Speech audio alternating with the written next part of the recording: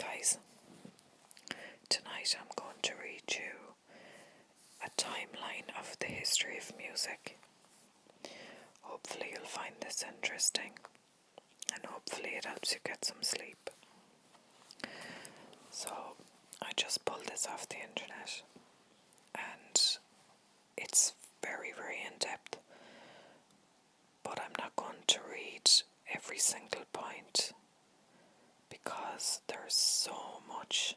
So I'm just going to kind of pick and choose points that I think might be interesting and relevant.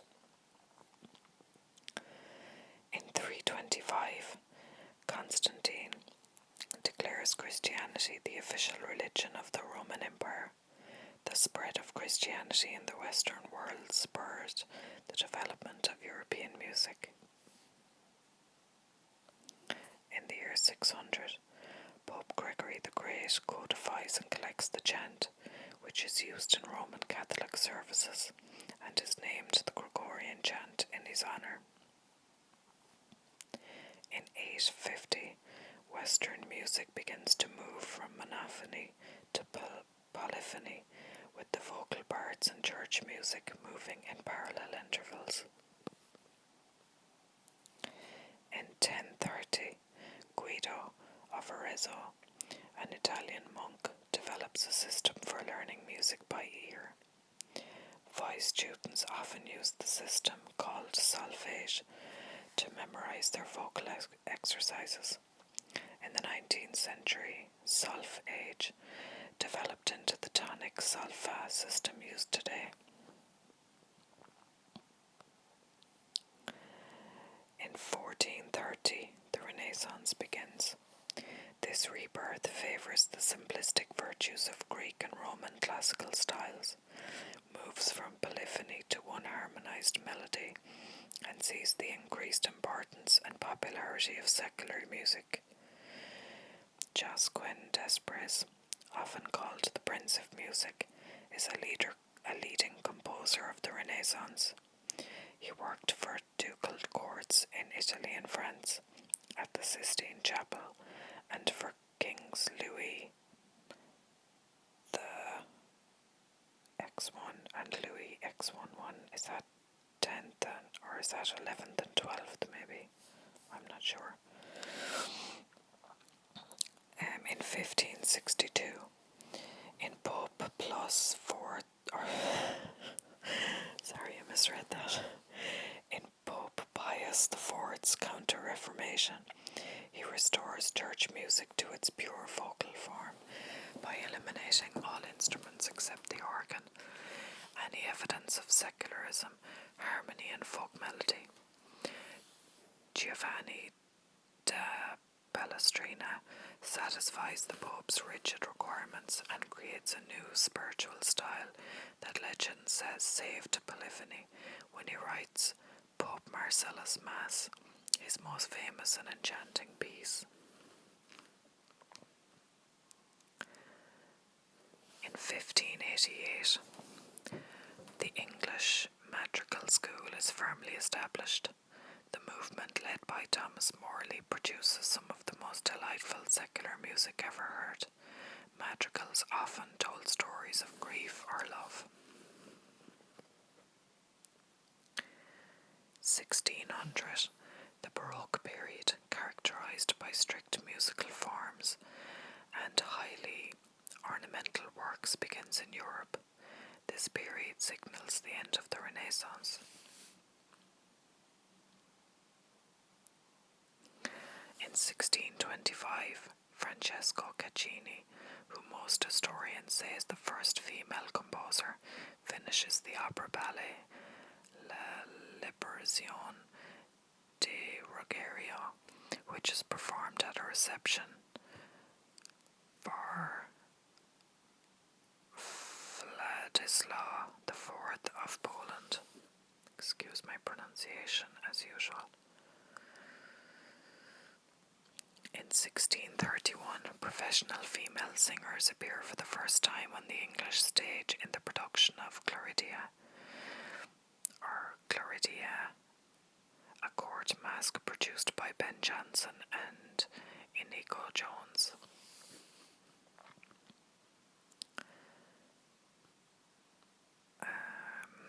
1675, Matthew Locke composes Psyche, the first surviving English opera. 1685, Johann Sebastian Bach and George Frederick Handel are born.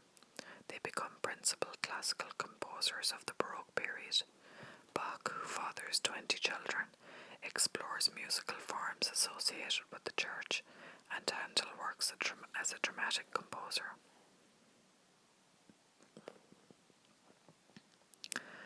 In 1703, Vivaldi becomes violin master at Venice's La Pieta orphanage.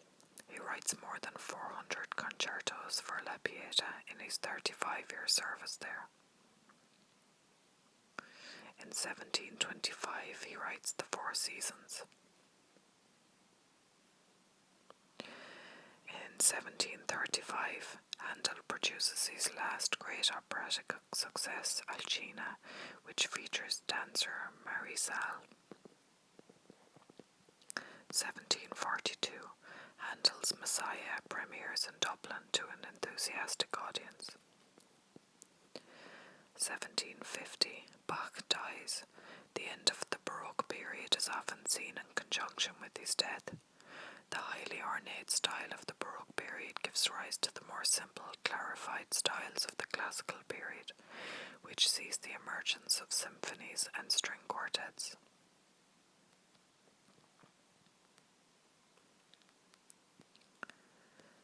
1986, Mozart's The Marriage of Figaro premieres in Vienna. 1797, Franz Peter Schubert is born in Vienna. Though many musicians make Vienna their home, Schubert is the only one to be born there.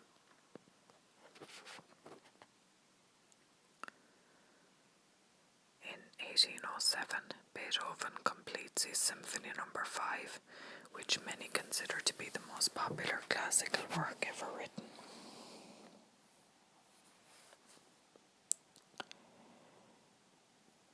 In 1818, Beethoven's hearing has deteriorated so badly that he can no longer hear the piano and must communicate with conversation books.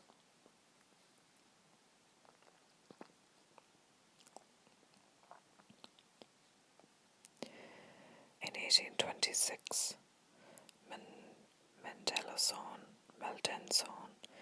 writes the overture to A Midsummer Night's Dream, which debuts in Stettin in 1827. 1839, the New York Philharmonic is established.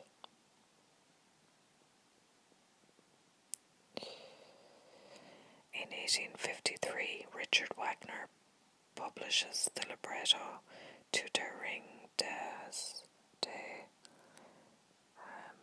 Nibelungen, the Ring Cycle. This is considered one of the most ambitious musical projects ever undertaken by a single person.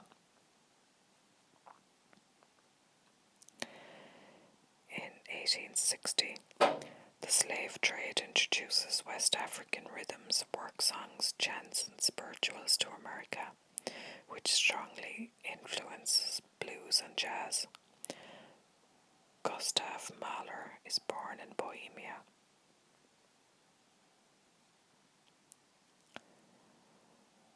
In 1874, Verdi's Requiem, his most respected work, premieres in Milan. In 1876, Tchaikovsky completes Swan Lake. It opens in 1877 at Moscow's Bolshoi Theatre.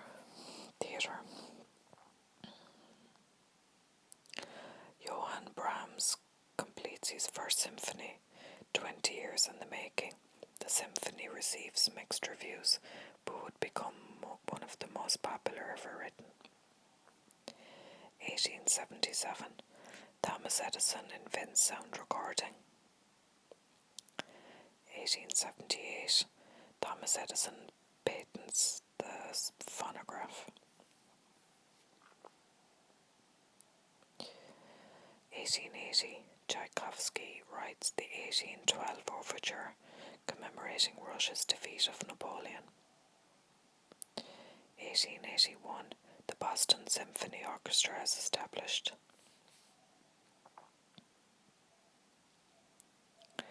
1883, the Metropolitan Opera House opens in New York.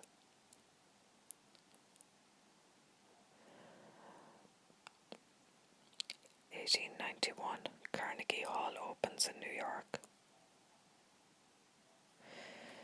In 1896, ragtime, a combination of West Indian rhythm and European musical form, is born.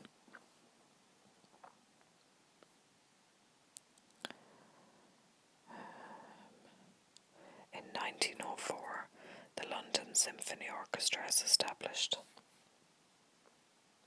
1908, a major change in classical music style comes about with the release of Arnold Schoenberg's Book of Hanging Gardens. The harmony and tonality characteristic of classical music are replaced by dissonance, creating what many listeners consider to be noise.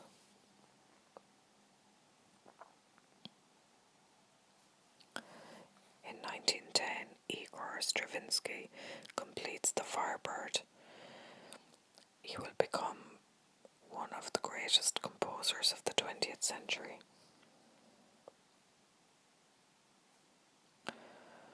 In 1913, Billboard magazine publishes a list of the most popular vaudeville songs. It is the predecessor to their trademark charts. 1919, after moving from its southern rural roots, jazz establishes Chicago as its capital. The city will become home to such jazz greats as trumpeter Louis Armstrong and pianist Jelly Roll Morton. 1923, Queen of the Blues Bessie Smith records her first song, Downhearted Blues, which becomes an immediate success.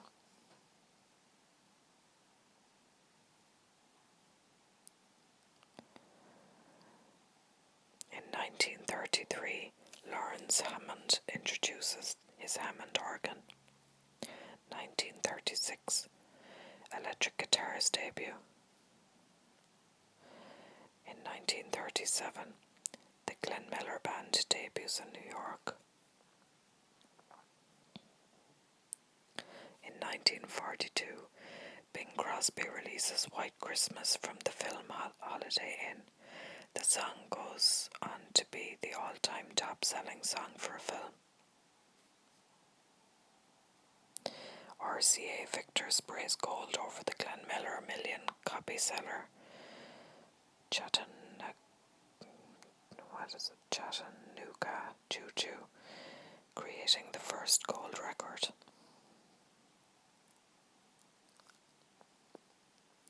1948, Columbia Records introduces the 33 1/3 LP, which means long playing, record at New York's Waldorf Astoria Hotel.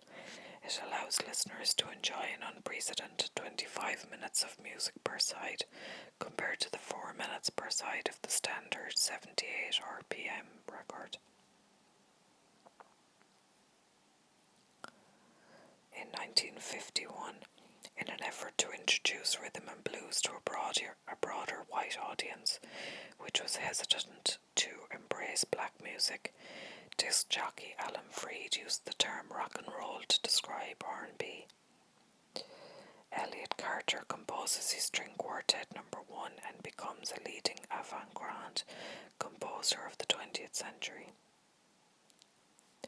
1954, Bill Haley and the Comets began writing hit songs. As a white band using black-derived forms, they venture into rock and roll.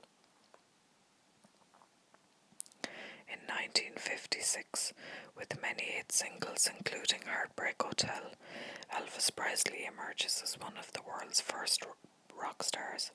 The gyrating rocker enjoys fame on the stages of the Milton Berle, Steve Allen and Ed Sullivan shows, as well as the first of his many movies, Love Me Tender.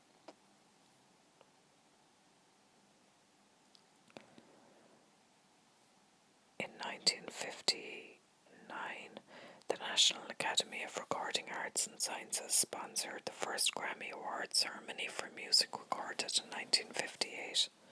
Frank Sinatra wins his first Grammy Award, Best Album for Come Dance With Me. 1961, Patsy Cline releases I Fall to Pieces and Crazy. The success of the songs helped her cross over from country to pop. 1963, a wave of Beatlemania hits the UK. The Beatles, a British band composed of John Lennon, George Harrison, Ringo Starr and Paul McCartney, take Britain by storm. The Rolling Stones emerge as the anti-Beatles with an aggressive blues-derived style. 1964, folk musician Bob Dylan becomes increasingly popular during this time of social protest, with songs expressing objection to the condition of the American society. In 1967, the Beatles released their breakthrough concept album, Sgt. Pepper's Lonely Heart Club Band.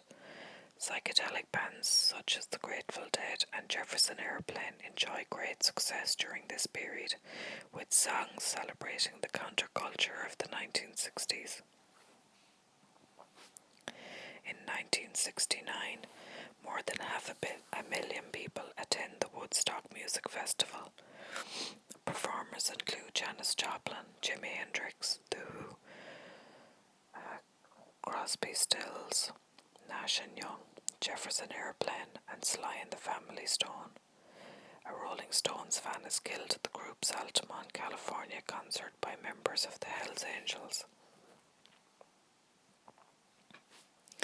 In 1970, the Beatles break up. By the end of the year, each member had released a solo album. 1971, Jim Morrison dies in Paris at age 27. 1972, women dominate the 1971 Grammy Awards, taking all 4 top categories. Carole King won Record, Album and Song of the Year, while Carly Simon takes the Best New Artist Award. 1973, the Jamaican film The Harder They Come, starring Jimmy Cliff, launches the popularity of reggae music in the United States. 1974, Patti Smith releases what is considered to be the first punk rock single, Hey Joe. Punk roars out of Britain during the late 70s, with bands such as the Sex Pistols and the Clash expressing anarchistic views in response to a lack of opportunity in Britain, boredom, and antipathy for the band music or the bland music of the day. 1977, Saturday Night Fever sparks the disco inferno. Elvis Presley dies at Graceland. He was 42. 1978, Sony introduces the Walkman, the first portable stereo. 1979, the Sugar Hill Gang releases its first commercial rap hit, Rapper's Delight, bringing rap off the New York streets and into the popular music scene. Rap originated in the 1970s as rhyme spoken over an instrumental track, provided by snatches of music from records. Over the decades, rap becomes one of the most important commercial and artistic brands of pop music. 1980, John Lennon of the Beatles is shot dead in New York City.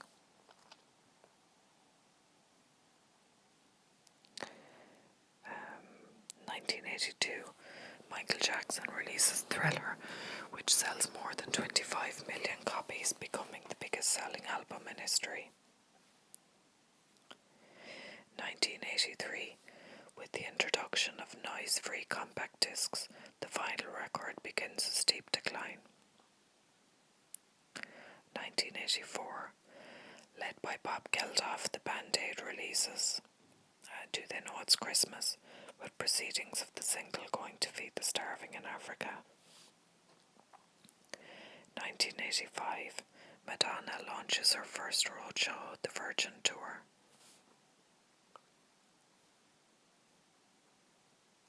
1988, CDs outsell vinyl records for the first time.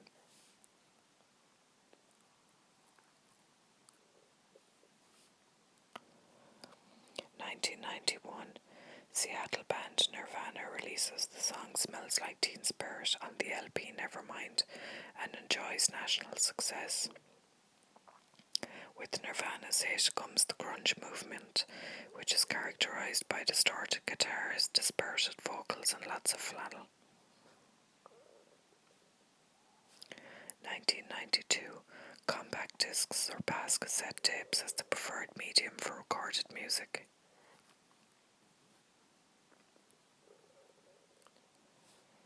1995, the Rock and Roll Hall of Fame Museum opens in Cleveland. Grateful Dead frontman Jerry Garcia dies.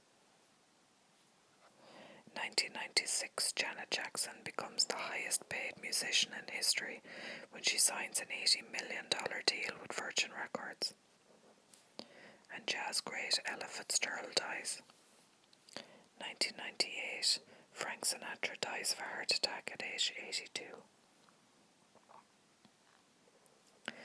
In 1999, the merger of two major recording labels, Universal and Polygram, causes upheaval in the recording industry. It is estimated that the new company, Universal Music Group, controls 25% of the worldwide music market. In 2000, the internet transforms music scene as companies offer free music over the internet without paying copyright fees. Music industry executives take the issue to court. A ruling prompts Napster to stop distributing copyrighted music free and team up with industry giant Bertelsmann to provide material for a fee. In 2003, Apple Computer introduces Apple iTunes Music Store, which allows people to download music for 99 cents each.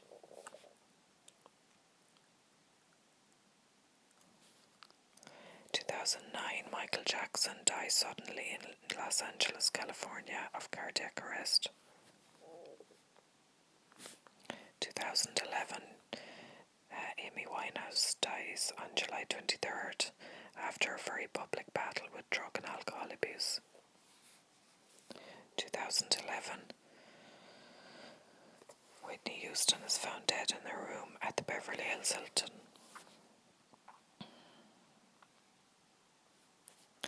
2013, vinyl records continue to make a strong comeback, while CD sales decline 14.5% and digital sales decline 2%.